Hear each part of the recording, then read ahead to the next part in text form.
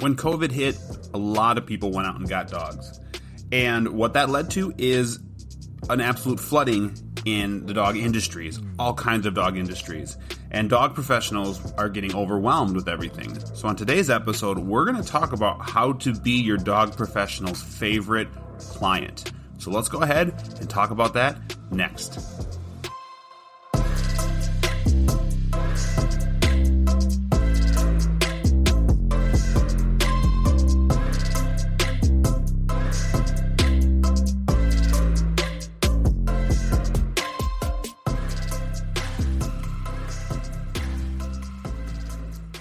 All right, guys, welcome to the Learn, Laugh, Bark podcast. I am your host, Jake. Like always, this podcast episode is brought to you by us here at ondogtrainingacademy.com, online course-driven website. Go ahead, jump over to that website, which is ondogtrainingacademy.com. Hit the subscribe button, which is in the upper right-hand corner. Sign up for our email list, and you will get notifications when we have courses launching and any cool, exciting, and fun news that may come up anytime and whenever. So go ahead, check that out, guys. And also, find us on Facebook, Learn, Laugh, Bark Podcast. We are on Facebook. Join up with us. Talk to us. Let's have some discussions. It's a new Facebook page, but let's get this thing rolling. Let's ask some questions. Let's tell me what you guys want to hear for podcasts, and I will do my best to oblige. But like you guys heard in the intro, this episode is about how to be your dog professional's favorite client. Now, some of you might hear this and go, well, I don't care. That's cool. Some of you might hear this and say, well, I spend a lot of money with my client, so I'm probably their favorite. Okay. And so, but I just want to talk about kind of in my opinion, as a dog professional, in my opinion, I'm going to go through a few, it looks like 4 different industries and kind of talk about how can you become your favorite or their favorite, how can you be that client? And I just think this is super helpful because people think that spending money is what makes you their favorite. And to be honest with you, yeah, I mean, money's good. People like money, but a lot of people don't get into the dog training industry because they want to be these rich people. They get into it because of a passion for the craft, whatever it is they're doing. Dog training, boarding, grooming, being a vet, whatever it might be. It's more passion than money. And so as much money as you might be spending, there's definitely some things you can do to help. Because I'll tell you, money ain't everything. And we've even turned down people in the past that were pretty decent spenders with us because either they or their dogs or the situation just didn't work. And it wasn't great. So let's dive into how to be your dog professional's favorite. Now, I'm going to talk, the first couple I'll talk about are ones that I have personal experience with, and then the last 2 that I talk about will be ones that I don't have a lot of experience with. I know people who are in the industries, and I do know a few, I've talked to them about this stuff a little bit, but these are all my opinion. So if you're a dog training professional or dog professional, not even training professional, if you're a dog professional and you're listening to this, you may have a list of your own that go well above mine. You may disagree and say, you know what, I just want the people who are going to spend the most money with me. And that's cool. I can respect that. But I'm just going to dive into what I think will help put you above some of the other clients and maybe talk about some of the benefits of that, at least from what I personal experience. So let's first talk about trainers, dog trainers. Now, this could be board and trains. This could be private lessons. This could be classes. Anything like that. The first thing, and this sounds like a duh thing, but honestly, do your homework. If your trainer tells you, hey, this is what you need to work on this week, do your homework. Don't come to class. Well, do come to class, but it's not great when you come to class and you go, well, I didn't work on anything this week. I get it. Life gets in the way, and I give passes to people all the time. I totally understand. Life gets in the way, and sometimes, you know what, your dog's training gets put on the back burner. I completely understand that. But if you have time, do it. Work your dog. Make time if you can. Because if we're working on stuff, and a lot of classes, the way they're set up, is they build on, and even my private lessons, they build on what happened the lesson before. And if you did nothing between the two lessons, we basically have to go back to what we did the previous one and start over there. So not only is it wasting your time and your money, but it's also kind of frustrating and wasting our time. As a dog trainer, we want to see progress. We want to see dogs and handlers get better. And when we are giving you this information and you are not applying it and you are not working on it, you are not doing your homework, it can be a little bit frustrating for us. Like I said, we're not just in it for the money. That is for sure. The next one is I don't want to say don't be afraid, but take advice. Take advice. You're paying us for our advice. You're paying us to help train your dog. So look, if your dog is doing something and we say, hey, you probably should crate train your dog or put your dog away or feed him less or Lord knows whatever 17,000 other pieces of advice we could give you, just because it doesn't mesh well with you, just because it doesn't fit into your lifestyle, doesn't mean you shouldn't consider it and possibly try it. We're not giving advice out just to talk. We're looking at your dog, evaluating the situation and saying, this is what we think is going to be the best thing for you. So take advice. If, and I've had clients in the past, and I've actually already talked about one years and years and years ago on a previous episode where we had a client that kept coming to me every week and complaining her dog was getting into stuff in the house, peeing in the house, destroying things in the house. And it was a young dog, and my advice was crate her, put her in a crate. And she said, no, I don't want to. I feel like it's so mean, it's so cruel, whatever. So week after week, it was 5 weeks of that, where every week I was like, you need to crate train this dog. And she's like, no, I don't want to.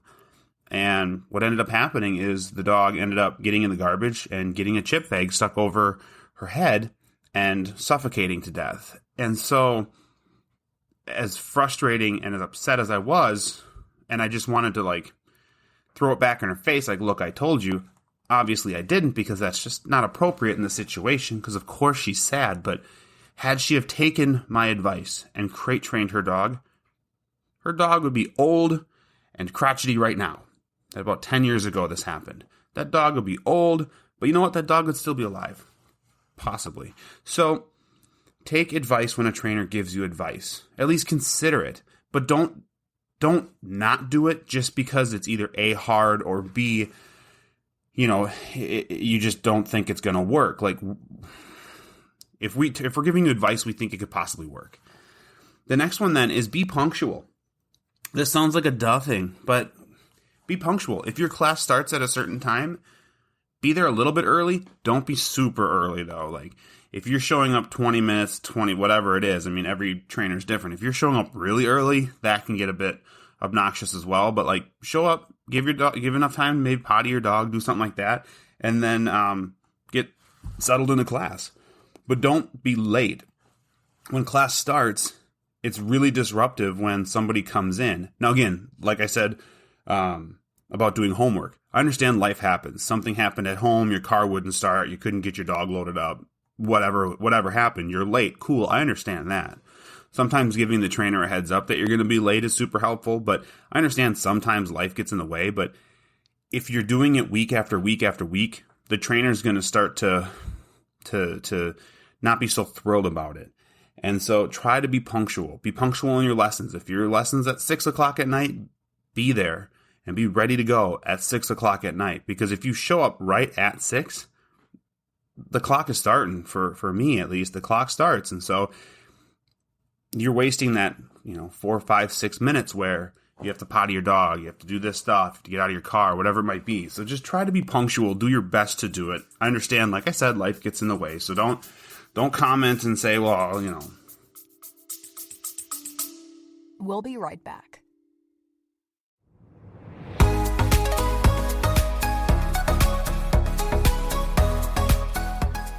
Hello, this is Panic. And this is Sarah. And you are listening to Music Elixir, a podcast between two friends discussing their favorite Asian artists and music.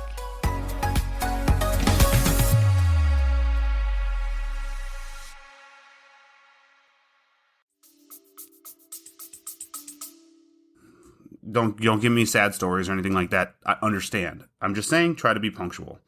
And The last one that I'll kind of talk about in this one is be present.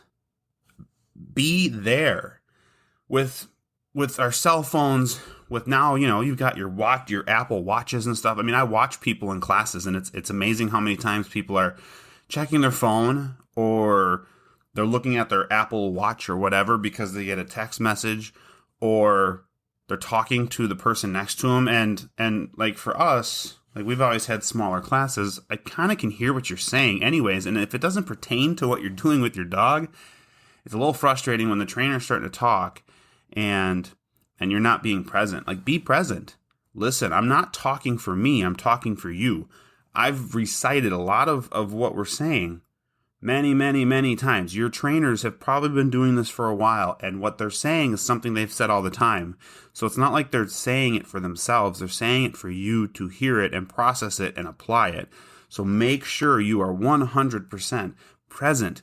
If that means turning your phone off or putting it on silent or doing something and just putting it in your purse or on the side or getting it away so you're not tempted. Take your Apple Watch off. I know it's not going to count your steps or your blood pressure or your hemoglobin. I don't even know. Whatever the heck the watches do now. But you know what? It's fine. It's worth it. It's fine. Get that stuff out of there so you can be present in the situation and listen and understand what we're saying. And then work on stuff. Like when I say, okay, we're going to work on stuff,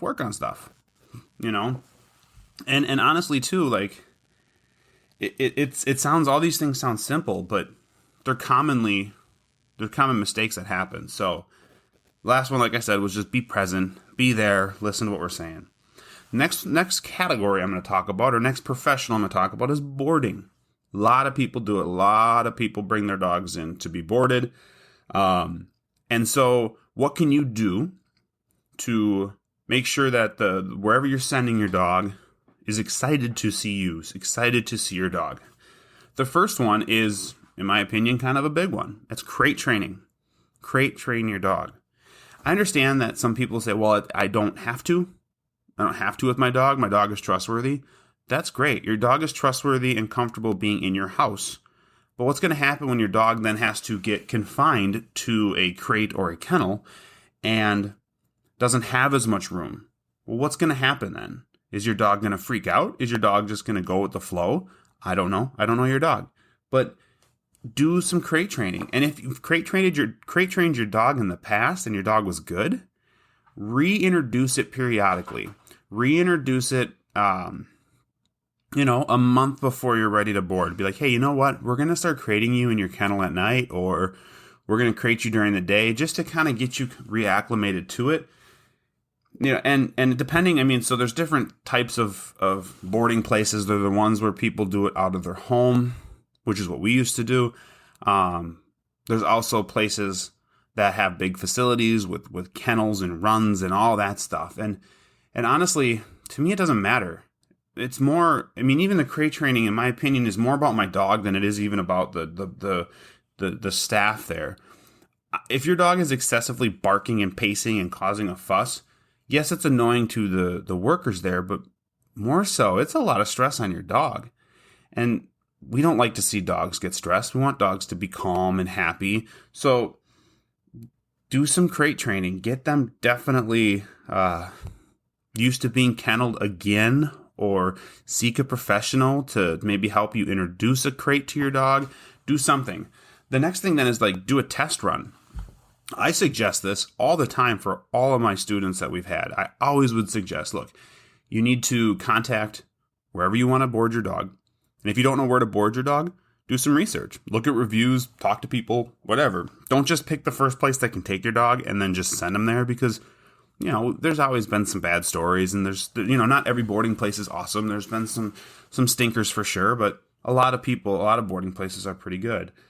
But maybe do a test run. Say, hey, you know what? We're going to be gone, or even if you're not going to be gone, just send them there if they offer daycare, send them there for daycare. If your dog's social, send them there for daycare. Let the dog play for the day, get comfortable in the setting. Or say, you know what? We're going to do a test run overnight. Maybe you stay home, but you're just wanting to see how your dog does and help your dog get acclimated to it. And if they need to do this a few times, great. If you don't need your dog boarded for a couple years or you have a bunch of gaps between that, then maybe you just bring your dog there every once in a while to have a night off or something, for you guys or whatever. It's just keeping the place familiar to your dog, and it's keeping the stress that could potentially come with being boarded in a new place also low. So test runs, do those for sure. The next one, and this should go to a training. This should probably go to any, this is underboarding, but honest to God, this should be every single dog professional you encounter. If they have policies, and if they want you, if they, well, most places have policies. If they tell you to read the policies, read them over, even if you just read them over once, because it really irks a lot of people when you have certain policies and rules, and we don't do these policies just because we want to.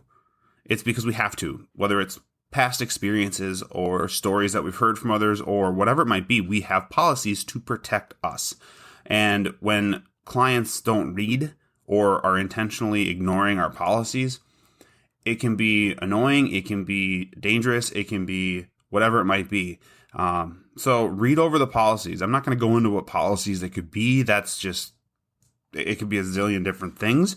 But check out what your boarding place or what your trainer or anything like that, check out what their policies are and make sure you're fitting into that. Again, this is an episode about being your dog professional's favorite. If you're following the rules and you're being an easy client because you know the rules, that helps a ton, an absolute ton. So remember that. And just like with the trainer, be punctual. When you board your dog, if you, like when we did it, we would schedule times, everything like that.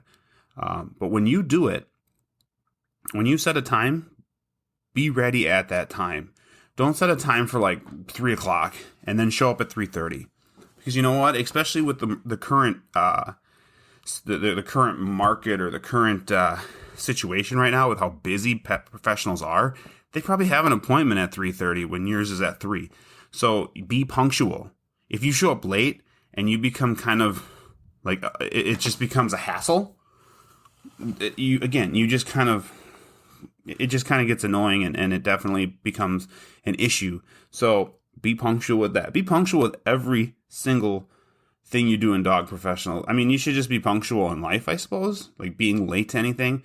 I also feel like, and a lot of trainers I talk to, a lot of just dog professionals I talk to, when you set an appointment time and then you just show up kind of whenever, whether it's early or late, it's a lot of them feel like it's a very disrespectful thing. Like you don't take their job or their business seriously. At least you don't take them seriously enough or respect them enough to show up to a time that you've scheduled. So do your best. If you're going to be late or early, call or email or do something, get a hold of the place and just give them a heads up. Typically, if you do that, they're way, way, way more like happy and understanding than if you just show up early or especially show up late. So kind of keep that in mind. Next one we'll jump into is grooming. Now, grooming I don't have personal experience working in, but I'm going to give you guys some tips on how to just kind of help things out. The first one is if you have a young dog, socialize them. Well, if you have any dog, try to socialize them. Having a friendly dog is definitely nice. So if you can, make sure you put the time in to socialize the dog, work the dog, so that the dog is good with being handled and everything. And that leads into the next one. Condition your dog to being touched.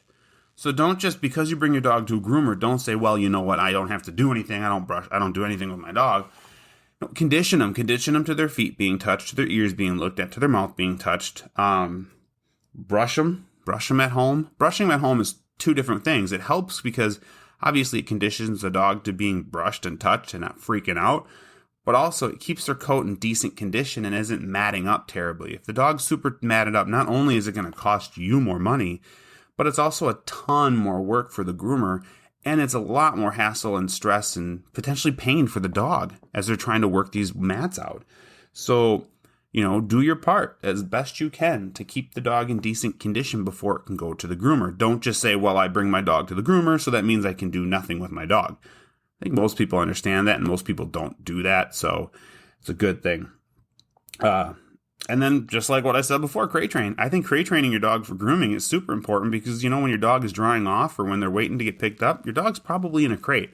And if your dog is stressing out, Well, that's no fun. And then what happens if your dog is such a stress bag about being in a kennel that it poops in there, pees in there? Well, they just got cleaned. So now what happens? Who pays for that re-cleaning? I don't know. I think it should be the people who didn't crate train their dog, but it's me. I don't know. So keep that stuff in mind. And then the last one I'll talk about here before we kind of throw a summary up on all this is your vet. Same things as a groomer, conditioning them to being touched. Your vet's not going to just sit there and look at the dog and never touch the dog. Your vet's going to get there and should get in there, get their hands on the dog, feel the dog. And if your dog is comfortable with it, it's a lot easier, depending on what you're in there for, to get answers if the dog is willing to be touched, not freaking out, not afraid, whatever, but willing to be touched. So socializing is important. Conditioning them to being touched is important. And honestly, though, if your dog isn't one of those, be proactive with this and put a muzzle on them.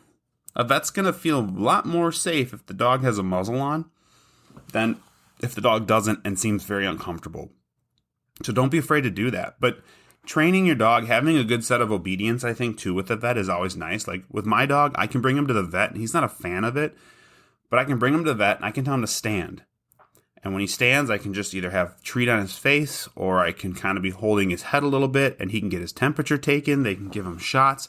No, he doesn't like it, but you know what? I don't like getting shots either, and I probably wouldn't like getting my temperature taken the way that they do it at the vet office. But that being said, just take the time and train him. A good stay, a good stand. Manners are always nice, not jumping up, trying to lick or maul the vet. That's always a positive thing. If the vet isn't stressed about your dog, they will spend more time, I feel, with your dog. If they like your dog and the vet isn't stressed about it, they can focus on their game more. They can focus more on what they're doing and figuring out what's wrong with your dog, as opposed to just watching the dog and trying to figure out what's wrong with your dog at the same time not getting bit, and at the same time you're struggling keeping the dog under control, all that stuff. So definitely try to do that. And there's probably, like I said, there's probably a bunch of other things to go over, but this is kind of just a short list of it. But I will end with this thing. Be respectful to the pet professionals. Right now, we are stressed. Right now, it is extremely busy. So understand if we can't get you in when you want to get in. Understand that, the vet's booked out a month or two or whatever. Understand your groomer is going to be super booked out. Understand the boarding place probably can't take your dog last second, especially over holidays. Classes are filling up really fast. So you need to be proactive and jump on this stuff ahead of time. Like if you know your dog needs to be groomed every 6 months or 6 weeks or 6 days, plan it out and schedule it well ahead of time. Get those dates locked in. Same with classes. Like, lock your classes in, do what you got to do, all of this stuff. But just be respectful to them. Some of our best clients, and we love a lot of the dogs that we've dealt with. Some of our best clients, that's what they do. They're really understanding that if we get busy, they really are just, they help, they go with the flow. They don't, maybe some of them don't spend a ton of money with us, but we don't care. If we have a client that we really like, personally, this is coming from personal, this isn't saying all boarding places, so don't expect everybody to be like this, but personally for us, if there's a client that we really, really like, we do our best to oblige what we can. If we can get the dog in. If we're full, but we're more willing to go above and beyond for the clients that have been really respectful and polite and understanding with us. So please keep that in mind. Please just don't. Some people go, I don't care, it's just a dog. And if you say that, that's not going to go well with us. We don't get into these fields because it's just a dog. We get into these fields because of the love of the dog or animals or whatever we're doing. So just kind of keep that stuff in mind.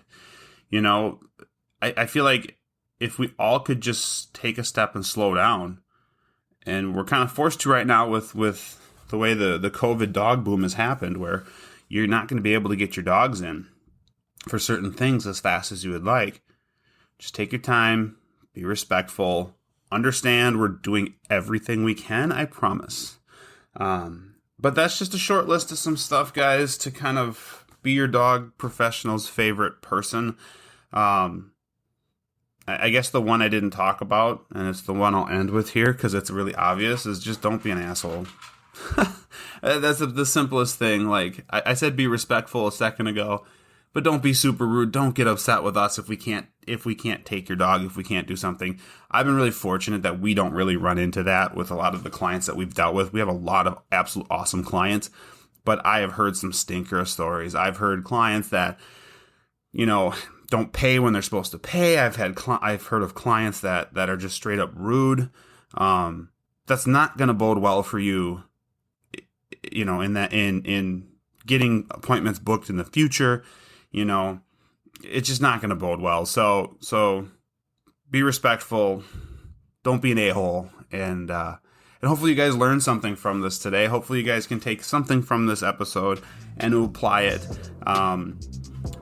to your situation and what you're dealing with. And like I said, be your pet professional's favorite person. But guys, that's it for this week. Hopefully you guys enjoyed this. Hopefully you guys learned some stuff. And like every single week we do this, we'll see you next time.